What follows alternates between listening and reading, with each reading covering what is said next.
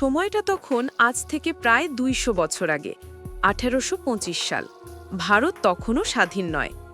উপমহাদেশ জুড়ে তখন চলছে এক নতুন ইতিহাসের সূচনা। একদিকে ব্রিটিশ শাসনের বিস্তার, অন্যদিকে সংস্কৃতি, ধর্ম ও সামাজিক জীবনের গভীরে এক অস্থির সময়।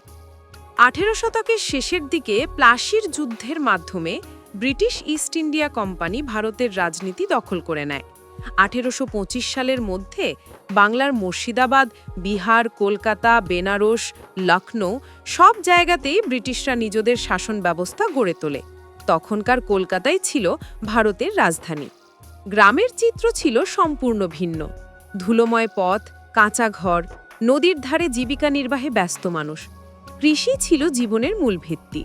কিন্তু জমির মালিক ছিল জমিদার আর প্রজারা ছিল শোষিত।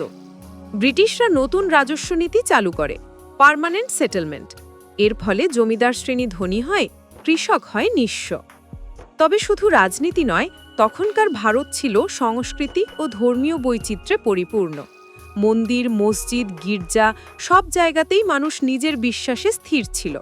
বাংলায় তখন জন্ম নিচ্ছে নবজাগরণ।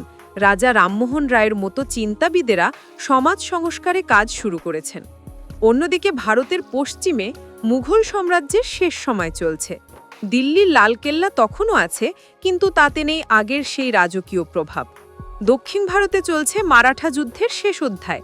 একদিকে ব্রিটিশ বাহিনী, অন্যদিকে স্থানীয় রাজারা স্বাধীনতা রক্ষায় যুদ্ধ করছে। শহরে উঠছে নতুন শিক্ষা প্রতিষ্ঠান।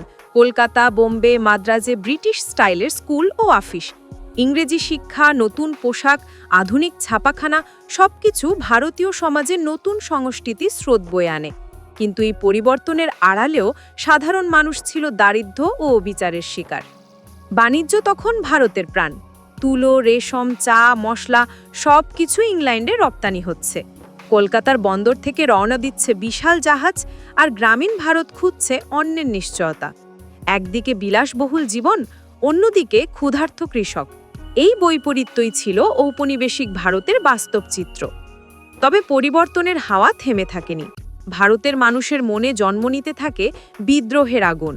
১৮২৫ সালের পর থেকে ছোট ছোট বিদ্রোহ শুরু হয়। সিপাহী বিদ্রোহের বীজ তখনই বপন হয়। দেশপ্রেম, ভাষা ও সংস্কৃতির চেতনা ধীরে ধীরে জেগে উঠতে থাকে। নারী জাগরণও তখন শুরু। বাংলার বালিকা বিদ্যালয়, বিদ্যাসাগরের মেয়েদের শিক্ষার প্রচেষ্টা ও সমাজ সংস্কারের আন্দোলন ভারতের ইতিহাসে নতুন অধ্যায় তৈরি করে।